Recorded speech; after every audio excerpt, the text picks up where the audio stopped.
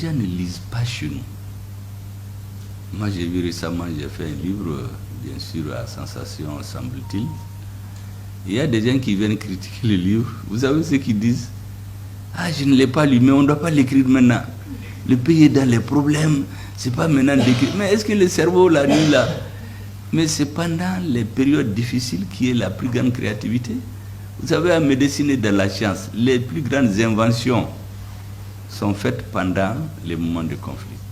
Parce qu'on cherche des solutions urgentes aux problèmes. Et puis, j'ai dit, ça dépend des gens. À mon temps, c'est travailler, lire, écrire, dormir, faire du sport.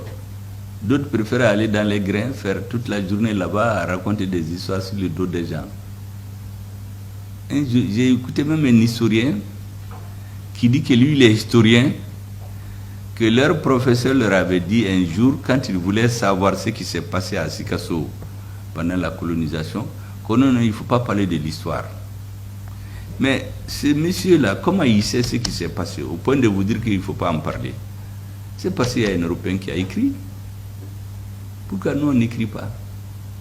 Parce que tout ce qui touche à la personne, les gens laissent. Vous faites un débat, au lieu de s'attaquer à vos idées, c'est à votre personne que les gens s'attaquent. Donc si vous avez peur, vous rentrez sous le lit, comme je dis, vous fermez la porte et vous dites à votre femme, le prochain arrivé, vous dites que j'ai voyagé. C'est comme ça. Donc c'est la mentalité des gens. Un livre que tu n'as même pas lu, comment tu peux le critiquer? Ou bien certains s'attaquent à la personne. Ils l'injurent, ils rentrent dans ces problèmes. Finalement, eux-mêmes, ils font la publicité. Vous savez, le livre dont vous parlez là, les adversaires ont fait la publicité pour ce livre-là, au point qu'il y a eu des ruptures de stock. Plus de 4, une liste d'attente de 400 personnes chez une seule librairie. Avant que l'imprimerie n'en produise des milliers. Parce que tout le monde voulait savoir, mais qu'est-ce qu'il y a dans ce livre-là? Pourquoi tout le monde, bon, je les appelle les illustres inconnus, parce qu'au Mali, il y a beaucoup de réputations surfaites. Hein. Il y a beaucoup de gens qui parlent, mais quand ils s'assoient devant des sachants, ils ne peuvent pas parler. Il y en a qui préfèrent être avec des jeunes qui ne comprennent pas grand-chose, qui applaudissent, qui les adorent. Mais s'ils ont quelqu'un en face de la même génération, c'est comment? Et comme ça, on a une jeunesse, d'une façon générale, ce que j'ai remarqué, on a une jeunesse très peu instruite. Vous ne trouvez pas un jeune qui vous a dit qu'il a lu un livre entier. Ça n'existe pas. C'est des portions. Plus le temps est rapide. Maintenant, on a amené TikTok, on a amené des choses de quelques secondes.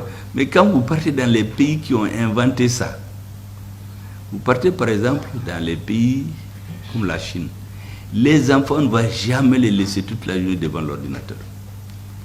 Il y a des moments courts ou pour distraction. Le reste du temps, ils sont dans les algorithmes, dans la mathématique, dans la chimie. C'est des choses comme ça qu'ils regardent. Vous partez aux États-Unis, ceux qui inventent les tablettes là, leurs enfants ne sont pas toujours en train de jouer aux tablettes. Le président là-bas, ses enfants, il n'y a que samedi, dimanche, il y a un temps où ils regardent la télé. Le reste du temps, leur père et leur maman sont en train de faire des exercices avec eux. Mais chez nous, dès que quelqu'un a des moyens, il achète des ordinateurs et donne à son enfant. Donc, on formate notre cerveau comme ça. Les gens ont l'impression qu'ils sont à la mode. En réalité, ils deviennent des consommateurs inconscients. Celui qui organise tout ça, lui, il s'enrichit sur le dos des gens. Et les gens deviennent des abrutis en quelque sorte, qu'on peut manipuler quand on veut. On met dans leur tête ce que tu veux. Par exemple, avant, quand tu parlais de l'uranium du Niger, vous verrez des hommes politiques français qui vont dire « Non, non, non, le Niger ne pèse même pas dans notre part énergétique. » Mais il y a des gens qui croient à ça. Mais quand on a commencé à couper, c'est là que les problèmes ont commencé. Comme disent les Bambara, on a vu l'âne sous la moustiquaire. Quand les problèmes ont commencé, vous avez dit, le président du Niger dit qu'une fois, pendant qu'ils avaient la crise, il y a un pays européen qui voulait intervenir. Le président de France l'a appelé pour lui dire de ne pas, pour parler en Bambara, de ne pas mettre sa bouche dans les affaires du Niger. Que le Niger, c'est pour eux, c'est pas pour les autres. Et l'autre a laissé. Imaginez-vous, un pays, vous dites à quelqu'un de ne pas parler avec les gens parce que ce pays, vous êtes les seuls. Moi, j'ai été dans les pays du Moyen-Orient. Il y a quelqu'un, quand je l'ai vu, j'ai dit, vous savez, moi, j'ai failli ne même pas venir chez vous parce que dans notre pays, on nous dit que vous ne faites que ce que la France vous dit de faire. Est-ce que vous savez que dans certains pays, on leur a dit que même pour parler aux Africains, il faut parler d'abord avec les Français ou avec les Européens. Même pour leur parler. Vous savez, quand il y avait la fameuse opération du G5 Sahel, G5 Sahel a demandé 2 milliards qu'ils n'ont jamais eu, pendant qu'on mettait 100 et quelques milliards en Ukraine en quelques mois.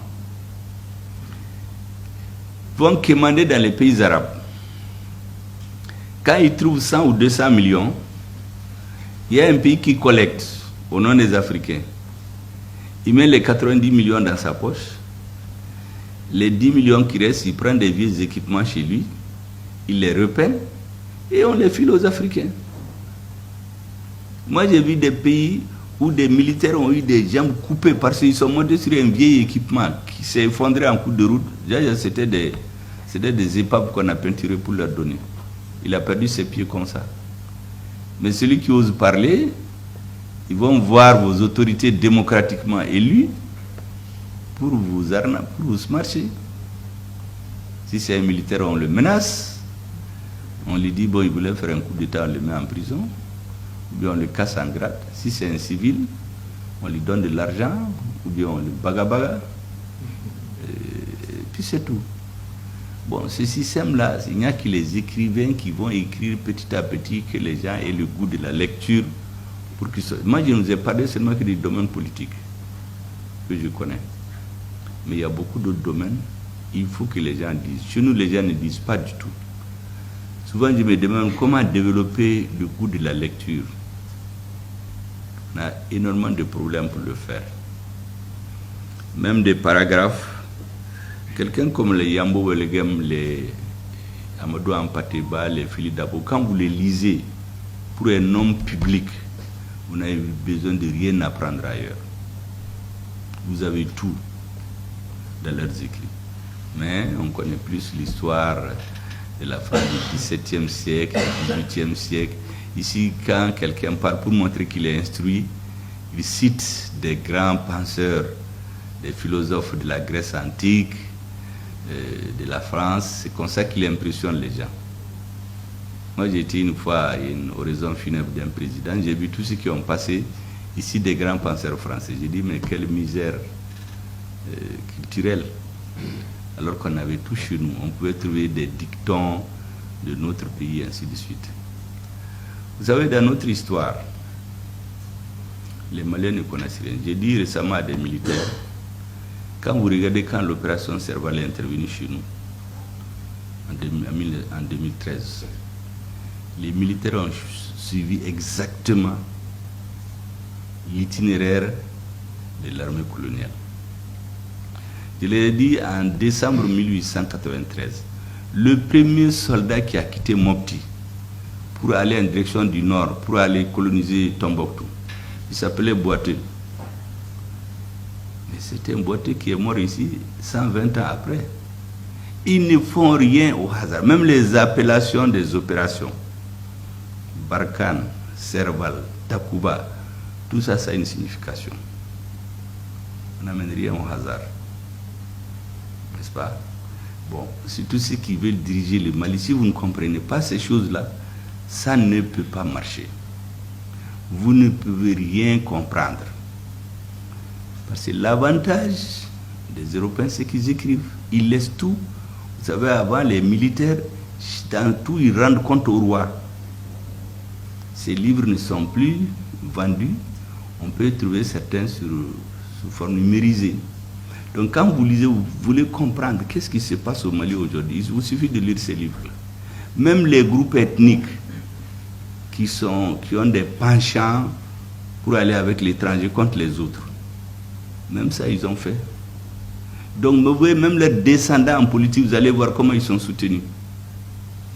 Bon, nous on ne voit pas ça.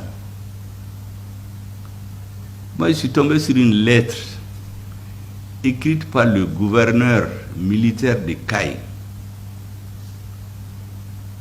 en décembre 1893, qui donne des instructions écrites au gouverneur de Tombouctou.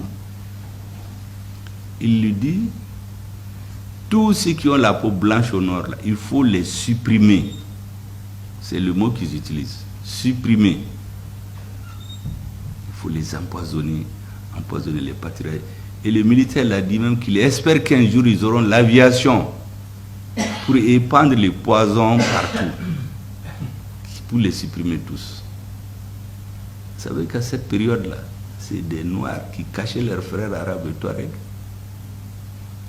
Il y a des gens qui sont morts comme ça. Moi, j'ai perdu plusieurs grands-pères chez nous. Leur seul tort, c'est qu'ils vivent ensemble. Ils cachent leurs... Vous savez, vous mélangez leurs animaux avec les vôtres. Parce qu'on devait interdire à leurs animaux de brouter de l'herbe. Ou bien on les cache sous les lits. On vous prend, on coupe la tête de quelqu'un pour donner l'exemple. Les autres, on les déporte en Guinée ou à Gorée. Ils font 15 ans de prison, d'autres reviennent, il y en a qui meurent, d'autres retournent, ils racontent aux petits-enfants. Bon, la nouvelle génération, si elle ne connaît pas ça, c'est difficile de gouverner. Bon, quand vous voyez les descendants de ces mêmes gens tenir un autre discours, vous posez des questions. Donc c'est à force de ces interrogations souvent que moi je me pousse à écrire. Actuellement, par exemple, j'ai un ouvrage en chantier, peut-être dans 2 ou 3 mois il va sortir. C'est consacré exclusivement à la résistance des populations du Nord à la pénétration coloniale, en mettant l'accent sur le rôle des Touaregs et des Arabes. Parce que ce n'est pas suffisamment connu, surtout par les dirigeants politiques. Et les gens exploitent ça dans les conflits politiques actuels. Vous voyez? Bon, avant, j'avais écrit un peu sur la pénétration et l'histoire des peuplements du Nord. Mais cet aspect n'a pas été suffisamment traité. Même là, vous savez, c'est quand on a renvoyé la MINUSMA que j'ai eu une ruée de gens qui sont venus acheter les livres. Tout le monde voulait rentrer avec mon premier livre chez eux. Donc c'est important qu'ils cherchent à comprendre. Mais avant, il n'y avait rien. Et si vous savez qu'on a trouvé que sous le couvert de l'opération dite des 3 frontières ou Takuba, on voulait transformer Menaka en une zone d'entraînement des forces spéciales de l'Union européenne. Tous les pays, on avait plein de demandes. Tout le monde voulait envoyer ses forces spéciales. Les premiers qui ont couru pour venir, c'était les Danois. Ils n'avaient aucun papier. Il y avait les Portugais, il y avait les Hongrois qui avaient leurs demandes. Quand on a dit, mais comment vous êtes venus? Ils disent, non, non, c'est l'ancien président. Mais on dit que l'ancien président est mort. Et puis son papier, c'est là-dedans que quand vous arrivez, c'est vrai, il leur a donné presque carte blanche pour venir, mais quand vous arrivez, les opérations militaires, il faut les convenir avec les Maliens. Au lieu de cela, on dit aux Maliens, vous ne partez pas dans cette zone. Quand l'armée veut aller, on dit non, c'est la zone d'entraînement nocturne de Takuba. Donc, celui qui ne comprend pas ça, là, vous allez rester seulement, on vous donne de l'argent, vous voyagez, vous avez des parfums, et puis c'est tout. C'est la jouissance qui vous intéresse. Bon, si vous êtes à la tête d'un pays, vous allez le vendre par omission, souvent même sans savoir. Alors que les autres, ils sont imbus d'histoire. Ils lisent beaucoup comment les choses se sont passées. Quand Hollande a écrit, il a marqué cette histoire de boiteux. Moi, j'avais écrit ça avant lui. Donc vraiment, les pays comptent beaucoup sur vous, surtout la jeunesse. Et puis la lecture, ça ouvre l'esprit des gens. Quand vous lisez certains livres-là, j'ai dit aux gens, le livre de Marx, par exemple, Le Capital, si vous le lisez intégralement, même si vous n'êtes pas d'accord, ça va rester un impact sur votre manière de raisonner et d'aborder les problèmes. C'est ça l'avantage du livre, ça t'ouvre l'esprit, quoi. C'est pas que tu retiens tout ce qui est là-dedans.